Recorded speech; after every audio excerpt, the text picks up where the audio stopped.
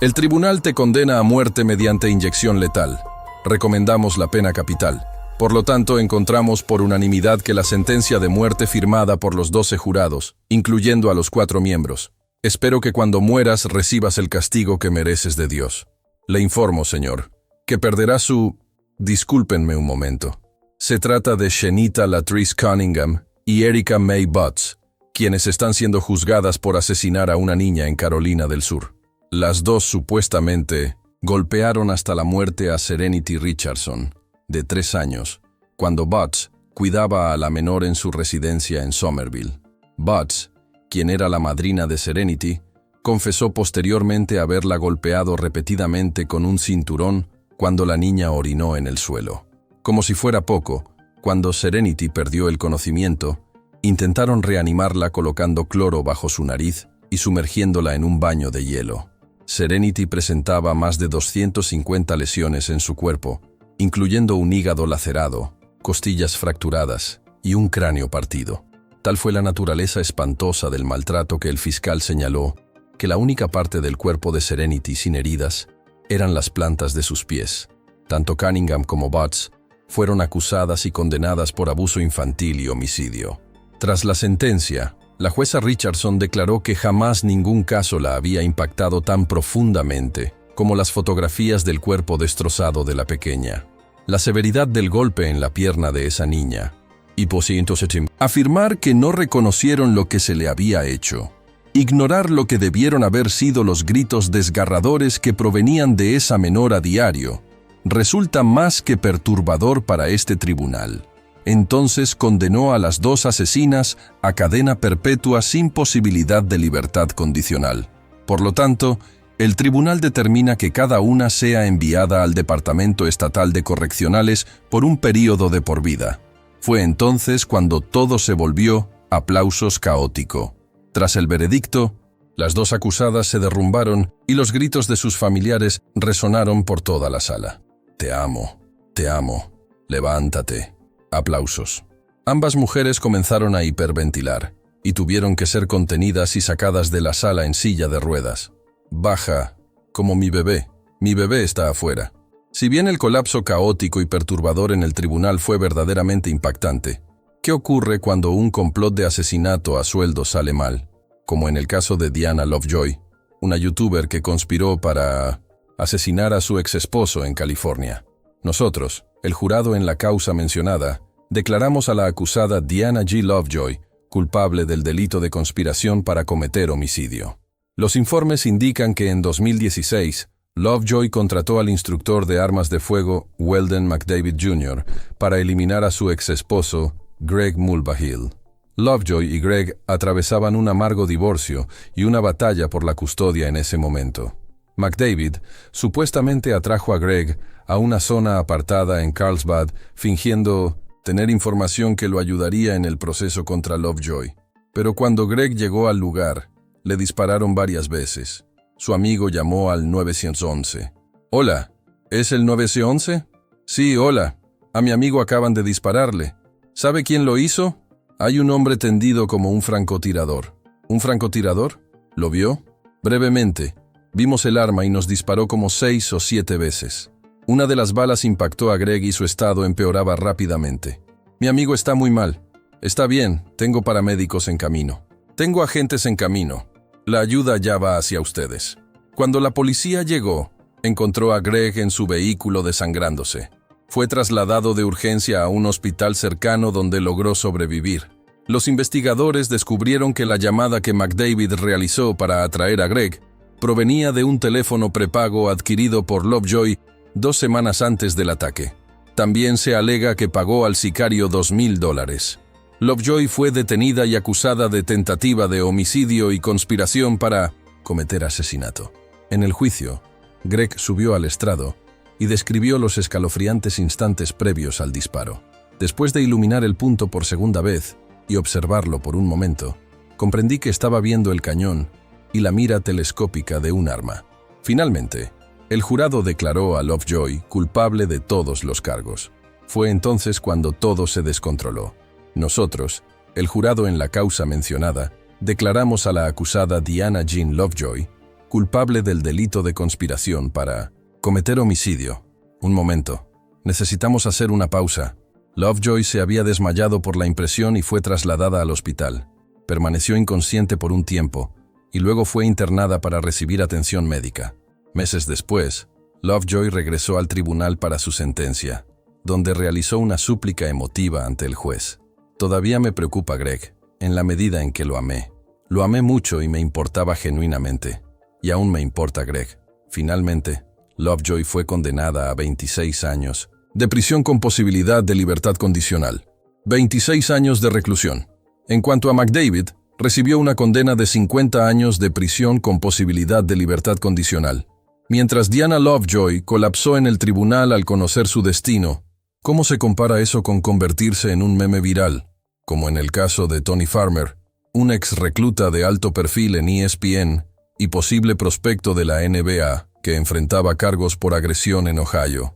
En abril de 2012, Farmer supuestamente agredió a su exnovia Andrea Lane en el complejo de apartamentos donde ella vivía en Bedford Heights. Las imágenes de seguridad capturaron todo el incidente. Primero se vio a Farmer confrontando a la joven de 18 años cuando salía del edificio e intentando arrebatarle la bolsa. De repente estalló. Un puñetazo derribó a Andrea al suelo y la agresión continuó. Pero eso no fue la totalidad de la brutal paliza. Otra cámara captó a Andrea intentando regresar a su apartamento cuando Farmer la atacó por segunda vez. Intentó agarrar a Andrea, pero cuando ella se negó y le pidió que se fuera, Farmer perdió completamente el control. Mientras una indefensa Andrea se encogía en el rincón, Farmer le propinó repetidas patadas en la cabeza antes de marcharse. Farmer fue detenido y acusado de secuestro, robo y agresión. Posteriormente se declaró culpable de todos los cargos. En su sentencia, la víctima testificó a favor de Farmer y solicitó clemencia. No sé qué le pasaba ese día. Sé que era una buena persona. Espero que aún lo sea. Espero que aprenda de esto. Realmente necesita ayuda. Sin embargo, su petición no persuadió a la jueza Pamela Barker. No hay nada en las pautas de sentencia que hable de que él sea una estrella del baloncesto y pueda seguir adelante, cuando evidentemente creo que ella ha sido profundamente traumatizada por toda esta situación. Concluyó que Farmer no mostraba arrepentimiento, ya que había enviado mensajes amenazantes a la víctima tras la agresión. Ciertamente la amenazó o expresó que debería haberle hecho algo peor, y eso, sumado a lo que vi en el video, fue muy revelador, además de constituir una violación de la orden de no contacto establecida para protegerla. Lo que ocurrió después se convirtió en parte de la historia de Internet. Mientras la jueza Barker leía su sentencia, Farmer se desplomó. En cuanto al tercer cargo de ese caso, el robo, que también es un delito grave de segundo grado, el tribunal ordena que el acusado cumpla una condena de 2 años en ese cargo. Mientras los familiares lloraban de fondo, la reacción de Farmer se convirtió en un meme viral en las redes sociales. Aún conmocionado, Farmer fue ayudado a ponerse de pie mientras la jueza completaba su sentencia. En el cargo del acta de acusación en el caso 56426, delito grave de tercer grado, el tribunal ordena que el acusado cumpla una pena de 9 meses de prisión en ese cargo. Todas estas condenas se cumplirán de manera concurrente, lo que significa que el acusado efectivamente pasará 3 años en prisión. Mientras Tony Farmer pasará 3 años en prisión por sus malas decisiones y conducta violenta, ¿cómo se compara eso con fingir un ataque al corazón en el tribunal? Como en el caso de Keesan Wilkins, quien enfrentaba cargos por agresión en Ohio. Según los informes, Wilkins estaba siendo juzgado por múltiples cargos, incluyendo agresión grave, tras intentar asesinar a un hombre en Dayton. Wilkins decidió representarse a sí mismo en el tribunal. ¿Tiene algún testigo presente hoy? No. Solicitó más tiempo para preparar su defensa, pero la jueza Mary Catherine Hoffman no estaba dispuesta a ceder. Ha tenido meses para investigar este asunto, por eso le sugerí que contara con un abogado. Esto se debía a que Wilkins había intentado repetidamente interrumpir las audiencias. No vuelva a hacer eso en el tribunal. Afirmó que el tribunal era injusto con él y alegó estar siendo linchado. Jueza, ¿podría pedirle a los alguaciles que salgan a buscar algo y traerlo aquí? Solo el linchamiento, el ahorcamiento, porque esto es un linchamiento. Quiero decir, Esto es un linchamiento moderno. Eso es lo que es. No tiene la palabra, señor. Linchamiento moderno. Basta ya. Wilkins ya había retrasado el juicio durante 3 días consecutivos, y la jueza Huffman había perdido la paciencia. Le he advertido repetidamente, señor, que perderá su derecho a representarse a sí mismo debido a su conducta. ¿Lo entiende? No, su señoría. Sí lo entiende. Pero Wilkins guardó lo mejor para el final. Me informó que tenía familiares en otra parte de Ohio, pero no me proporcionó esa información. Mientras interrogaba a un testigo, algo pareció fallar en Wilkins. Ella nunca... Discúlpenme un momento. Necesito... Y entonces Wilkins se desplomó súbitamente agarrándose el pecho. Vamos a tomar un receso, damas y caballeros. Por favor, salgan. El médico del tribunal examinó a Wilkins y descubrió su simulación. En su examen, ¿tiene alguna preocupación? Ninguna en absoluto. Puede que necesite un poco de agua. La jueza Huffman pareció impasible. El acusado está fingiendo alguna condición médica. Pero Wilkins no había terminado. Luego actuó como si estuviera inconsciente y se desplomó en su silla. Debe quedar constancia de que el acusado está inclinado hacia un lado y actúa como si estuviera dormido. Su respiración parece bastante tranquila. No parece forzada en ningún sentido. ¿Es esa una evaluación justa, señor? No es forzada en absoluto. ¿Parece estar haciendo algo más que simplemente sentarse en esa silla? No. Entonces un alguacil del tribunal tuvo una idea genial para despertarlo. Un notable cambio. Una fuerte dosis de sales aromáticas devolvió a Wilkins a la vida y el juicio se reanudó. Señor Wilkins, ¿tiene alguna pregunta para este testigo, señor? Pero Wilkins simplemente seguía mirando fijamente al alguacil. Tomaré eso como un no, señor. Gracias, señor. Puede retirarse. La jueza Huffman le recordó que su tiempo había terminado. Ha sido examinado por alguaciles, capacitados como médicos, por una enfermera registrada y por un técnico de emergencias médicas, todos los cuales indican que no hay nada físicamente incorrecto en usted, ni razón alguna por la que no pudiera continuar aquí, señor. Y señaló que sus acciones no provocarían un nuevo juicio. Intenta de alguna manera causar un nuevo juicio, pero como le he advertido, señor, y como la jurisprudencia es muy clara al respecto, su comportamiento no causará un nuevo juicio. Finalmente le dio un ultimátum. Señor, en 5 minutos voy a comenzar de nuevo, con o sin usted. A pesar de sus mejores esfuerzos, Wilkins fue declarado culpable de todos los cargos y condenado a 42 años de prisión. Mientras la carrera legal de Wilkins terminó con una sentencia de 42 años, ¿cómo se compara con llamar a gritos a la mamá en el tribunal? Como en el caso de Shelby Isaac, quien enfrentaba cargos por doble homicidio en Tennessee. En 2016, la joven Isaac, de 18 años, supuestamente disparó y mató a Eddie Tate y a su novia, Uina Thomas, en un estacionamiento en Memphis. El presunto motivo: unas extensiones de cabello defectuosas. Isaac había comprado $250 en extensiones de cabello a Tate. Aparentemente insatisfecha con su compra, Isaac programó un segundo encuentro para recuperar su dinero. Se desató una discusión, e Isaac sacó un arma y disparó a la pareja. Edua Thomas estaba embarazada de 8 semanas en ese momento. ¿Qué ocurrió en este estacionamiento el viernes por la noche? La policía afirma que A.J. Tate y su novia, Edua Thomas, fueron baleados mientras estaban sentados en un automóvil. Isaac fue detenida y acusada de homicidio en primer grado. En su juicio, Victoria C., quien era la conductora de escape de Isaac, ofreció testimonios contradictorios después de afirmar haber presenciado a Isaac jalar el gatillo. La defensa también argumentó la falta de evidencia física. Cuando sigues la evidencia creíble e imparcial en este caso, no te lleva a Shelby Isaac, no te lleva a solo muestren los ojos. Sin embargo, el jurado opinó lo contrario. ¿Ha llegado el jurado a un veredicto en este caso? Los 4 cargos fueron unánimes. Declararon a Isaac culpable de homicidio en segundo grado. El jurado declara a la acusada culpable de homicidio en segundo grado según el primer cargo.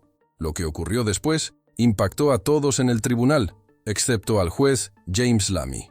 Miembro del jurado, la señora Murphy. ¿Es ese su veredicto? Mientras se leía su veredicto, Isaac se desplomó en los brazos de su abogado y, luego al suelo. Pero el juez Lamy pareció imperturbable. ¿Es ese su veredicto, señor? ¿Es ese su veredicto, señor? Sí, señor. Sí, señor. De acuerdo. Pregunta por el segundo cargo de la acusación. El jurado declara a la acusada culpable de homicidio en segundo grado. Mientras el personal del tribunal atendía a Isaac, el juez Lamy continuó con los procedimientos como de costumbre. Después de unos minutos, mientras el juez proseguía, Isaac lanzó un grito y lloró pidiendo a su madre. Pero el juez Lamy no se inmutó y continuó con las actuaciones.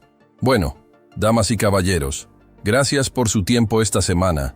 Sé que ha sido una semana difícil. Finalmente, Isaac fue condenada a 30 años de prisión, mientras Shelby Isaac acabó con toda una familia por unas extensiones de mala calidad. ¿Qué ocurre cuando un robo sale terriblemente mal? Como en el caso de Jalil Smith Riley, quien enfrentaba cargos por homicidio en Ohio. En 2013, Smith Riley, de 23 años, supuestamente disparó y mató a Porsche Brooks, de 22 años, e hirió a su novio Aaron Martin en un robo fallido. Porsche y Aaron estaban sentados en su automóvil en Carthage Avenue en Norwood, cuando Smith Riley y otros dos individuos se acercaron a ellos con armas. Smith Riley ordenó a Aaron que saliera del vehículo y al no encontrar dinero en efectivo, le disparó en la cabeza causándole daño cerebral permanente. Luego se inclinó hacia el interior del auto y disparó a Porsche, quien falleció 3 días después.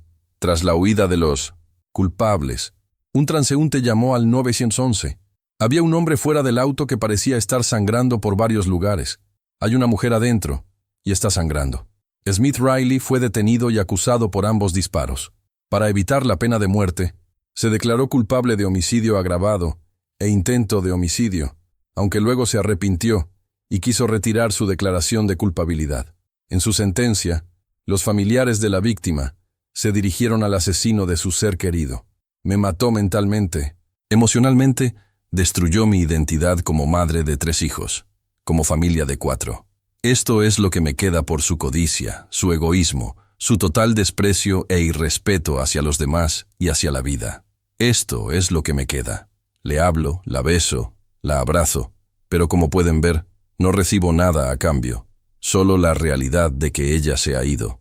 La hermana de Porsche solicitó que se le negara la libertad condicional a Smith Riley. Él quiere salir, pues yo quiero a mi hermana. Que haga ese intercambio. Tengo que vivir sin Porsche, así que él debería vivir sin libertad condicional. Luego Smith Riley se acercó al tribunal y suplicó por una sentencia benévola. Lo siento muchísimo. Su abogado también ofreció unas palabras finales. Esta es una persona que siente un remordimiento genuino, alguien que piensa en esto cada día y sabe que no puede retroceder en el tiempo para deshacer lo que hizo. A pesar de todos los ruegos, el juez se mantuvo firme. Fue entonces cuando todo se descontroló. Mientras el juez sentenciaba a Smith Riley, este se quebró y se desplomó. El tribunal ordena que el acusado cumpla una condena de cadena perpetua sin libertad condicional. En cuanto al cuarto cargo por el delito de tentativa de homicidio, una violación, finalmente, Smith Riley recibió cadena perpetua sin posibilidad de libertad condicional. Mientras las insensatas acciones de Smith Riley destruyeron la vida de una joven pareja, ¿qué ocurre cuando una celebridad comete un crimen a plena luz del día? Como en el caso de Suge Knight, un poderoso magnate de la música que enfrentaba cargos por homicidio en California.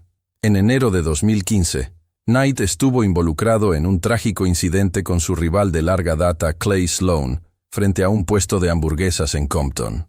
Las imágenes de seguridad muestran a Knight llegando en una camioneta roja, tras lo cual tuvo un altercado con Sloan.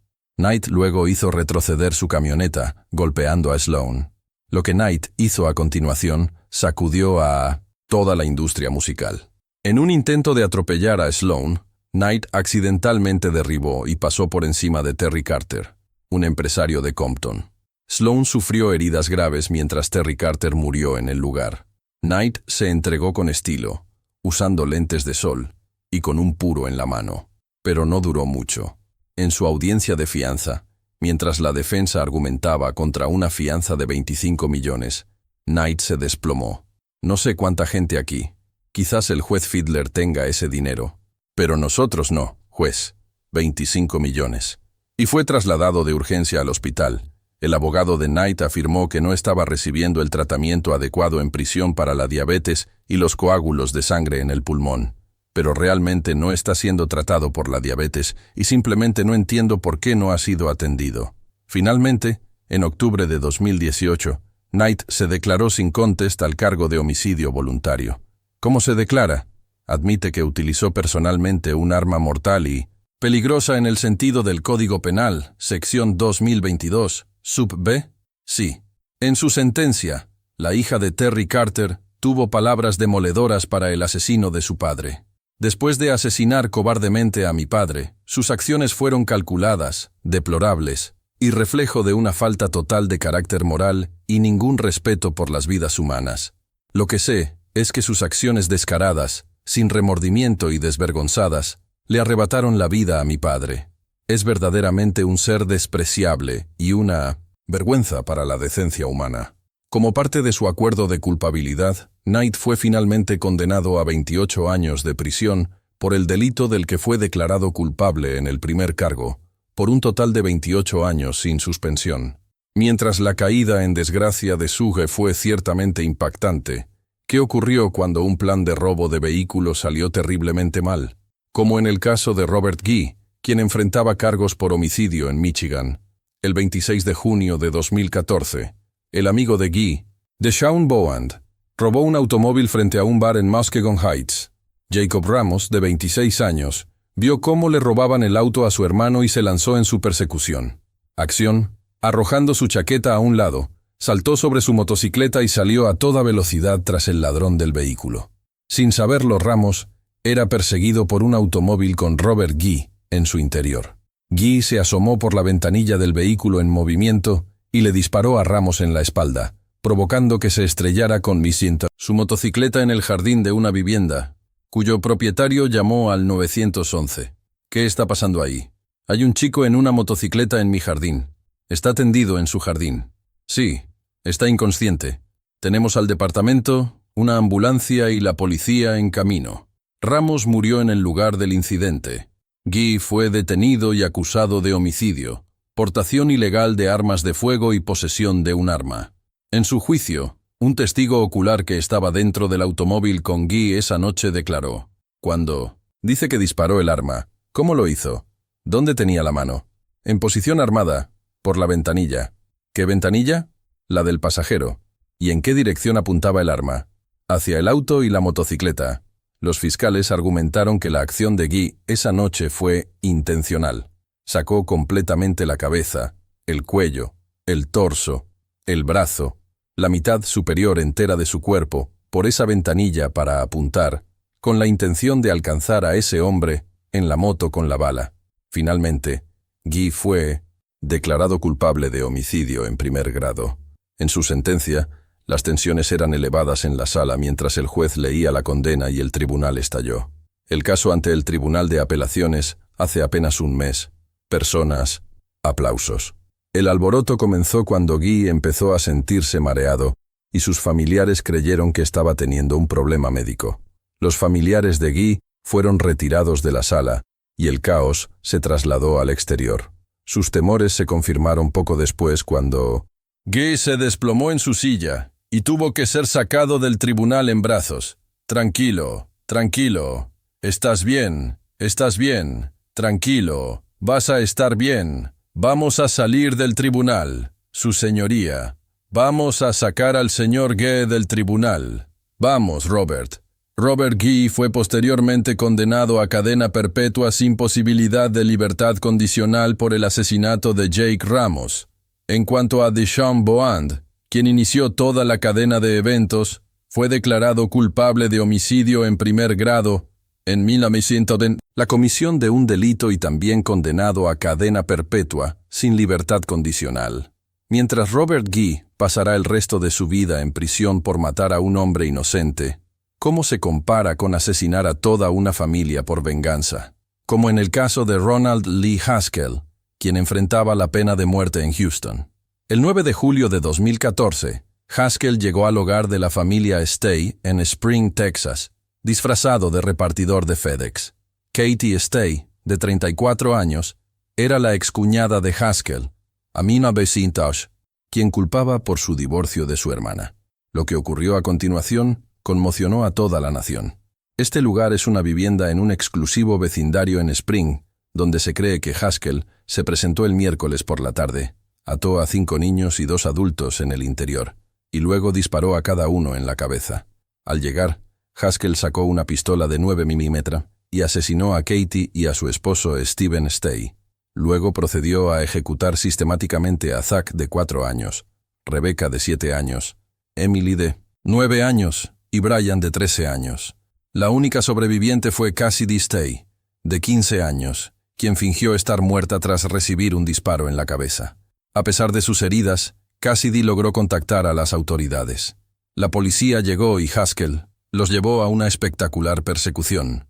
Una persecución en automóvil a la hora de la cena por las concurridas calles de los suburbios de Houston. La policía persiguió a Haskell por las transitadas calles de Houston, hasta lanzar una franja de pinchos y acorralarlo en un callejón sin salida. Luego atraparon el vehículo de Haskell entre 2 camiones blindados, poniendo fin a la emocionante persecución. Haskell se negó a rendirse y apuntó el arma hacia su propia cabeza. El enfrentamiento duró más de 3 horas antes de que llegara un equipo de negociación de rehenes y convenciera a Haskell de entregarse. Haskell fue detenido y acusado de homicidio capital. En su comparecencia ante el tribunal, Haskell, quien en ese momento no estaba tomando su medicación, comenzó a sentirse algo débil y de repente cayó de rodillas, debiendo ser asistido por los agentes. Pero se desplomó nuevamente y fue colocado en una silla y sacado del tribunal en ella.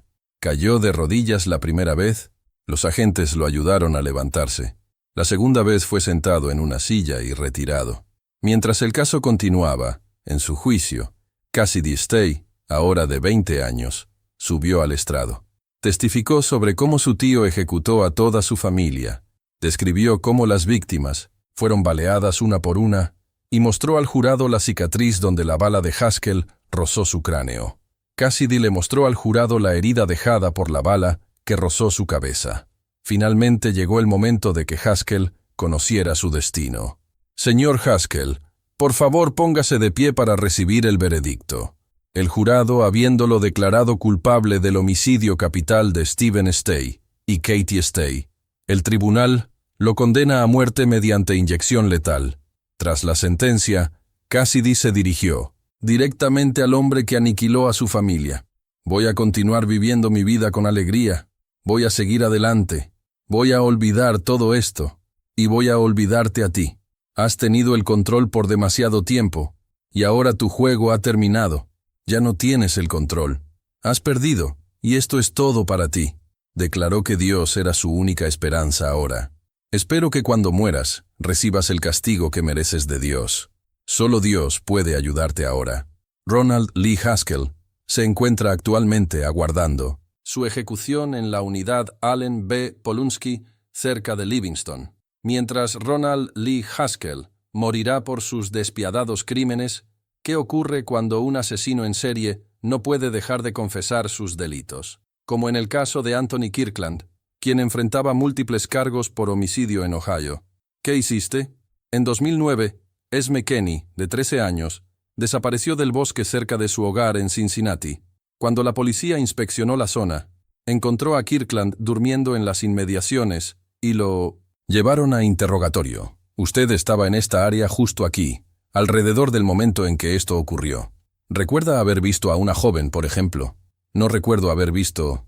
Al principio Kirkland lo negó todo, pero cuando la policía encontró el reloj y el iPod de Esme en su poder, Kirkland admitió haberse cruzado con ella.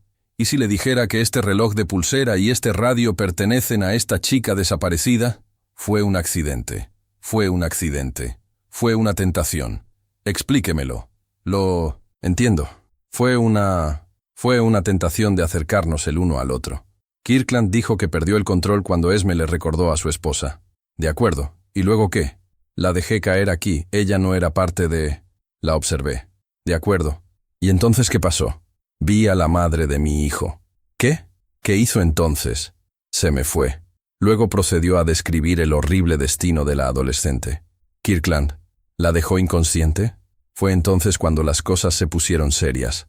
La golpeaste, la pateaste, la acosaste. Es una niña pequeña de la que estamos hablando. ¿Quieres jugar? No estoy jugando ningún juego contigo, hombre. Pues ¿sabes qué? Ella estaba indefensa. Estás jugando al gato y al ratón conmigo. La maté por mi odio. ¿Qué significa eso, Anthony? Finalmente los detectives lograron que Kirkland se abriera. Y vaya que lo hizo. ¿Qué te llevó a matarla? Ella destruyó mi vida. Lo siento. Kirkland admitió haber agredido sexualmente y asesinado a Esme Kenny. Me dijo que no se lo contaría a nadie. No le creí. ¿Fue entonces cuando la estrangulaste? Sin embargo, apenas estaba comenzando. De manera impactante, Kirkland luego admitió haber matado a Mary Jo Newton en 2006, después de que su relación se deteriorara. ¿Y luego qué pasó? ¿Murió en la furgoneta? ¿Cómo murió? ¿Qué causó su muerte? Me dijo que la muerte probablemente sería algo bueno. ¿Qué? Su vida ha sido... También confesó haber asesinado a Zinoa Crawford, de 14 años, en 2006 tras encontrarla casualmente cerca de Minneapolis, una escuela secundaria. ¿Y qué hiciste entonces? Ella me necesitaba, simplemente. Y como si eso no fuera suficiente, Kirkland tenía una sorpresa más para los detectives. No fui totalmente honesto. ¿En qué no fuiste honesto? ¿Hay más cuerpos? ¿Eso es lo que estás diciendo? Hay uno más. ¿Y cuál era el nombre de esa persona? Me dijo que su nombre era... Admitió haber apuñalado hasta la muerte a Kimya Rollison, de 25 años, en 2006 tras una discusión que se tornó violenta. En realidad, ella tenía un cuchillo. Así que ella tenía el cuchillo y tú simplemente se lo volviste en contra porque vino hacia ti. ¿Dónde la heriste? En la garganta. ¿Y dónde cayó? En la garganta. En la yugular. Kirkland quemó los cuerpos de todas sus víctimas para destruir la evidencia, un modus operandi que comenzó en 1987, cuando estranguló y quemó el cuerpo de Leola Douglas, de 27 años. Kirkland había cumplido 16 años de prisión por homicidio involuntario, pero esta vez sería mucho más. Kirkland se declaró culpable de los asesinatos de Mary Jo Newton y Kimya Rollison, pero fue a juicio por los crímenes contra las dos adolescentes. Su historial es extenso y repugnante. En 1987 asesinó a su novia, le prendió fuego, llegó a un acuerdo judicial y cumplió 16 años. Luego, en su comparecencia ante el tribunal, ocurrió algo inesperado. Mientras el juez leía sus cargos, Kirkland se desplomó al suelo. Cargo 4, homicidio agravado. Después de que lo ayudaron a levantarse, la audiencia se reanudó, y Kirkland se declaró no culpable. Señor Kirkland, este es un caso de pena de muerte. ¿Cuál es la declaración del acusado? No culpable. En su juicio, los fiscales solicitaron la pena de muerte. ¿La atenuación es superada por la agravación? Y si es superada por la agravación, y están seguros de ello, deben recomendar la pena de muerte para Anthony Kirkland. Sin embargo, su defensa argumentó una cadena perpetua basándose en la salud mental de Kirkland y su traumático pasado. Ya sea como resultado de una enfermedad o defecto mental, el acusado era incapaz de controlar sus actos y ajustarse a la ley. De hecho, Kirkland había admitido ante la policía que no controlaba sus acciones. Mataste a una persona anoche. No puedo controlarme. Kirkland luego subió al estrado donde mostró remordimiento por sus actos y se disculpó con las familias de las víctimas. No puedo ofrecer una explicación para mis atroces actos. Entiendo que he causado tanto dolor con estos crímenes horribles. A todas las familias, amigos y seres queridos de quienes fueron lastimados y aún sufren por mis actos, les pido perdón sinceramente. Kirkland afirmó que en realidad él era la víctima y que no merecía morir. Por favor comprendan, aunque no estoy aquí para pedir clemencia ni su perdón, soy la prueba de que una persona joven profundamente maltratada física, emocional y mentalmente se convierte en el agresor. No los culpo si me ejecutan. No merezco vivir, pero por favor, salven mi vida. A pesar de sus súplicas, Kirkland fue finalmente condenado a muerte. Por lo tanto, encontramos por unanimidad que la sentencia de muerte debe imponerse sobre Anthony Kirkland, firmada por los 12 jurados, incluyendo a los 4 miembros, mientras Anthony Kirkland morirá por sus despiadados crímenes en serie. ¿Cómo se compara con asesinar a la propia familia? ¿Cómo estás tan ensangrentado? ¿Por qué estás tan ensangrentado? Como en el caso de Jerit Singh, acusado de matar a 4 miembros de su familia en Ohio. El 28 de abril de 2019, Jerit supuestamente disparó y mató a su esposa, Shaland Durit, a sus suegros Hakikat Singh y Paramjit Kaur, y a su tía política, Amarit Kaur, en su apartamento en Westchester Township. Luego llamó al 911. ¿Por qué parece que les dispararon? Dijo que están sangrando por la cabeza. Sí. ¿Alguno de ellos está respirando? No lo sé. ¿Puede ir a verificar si están respirando? Dice que los mató. No, señor. ¿Les hizo algo? Solo llegué a casa. Cuando la policía llegó, encontró a Jerit histérico y cubierto de sangre. ¿Cómo tienes tanta sangre encima?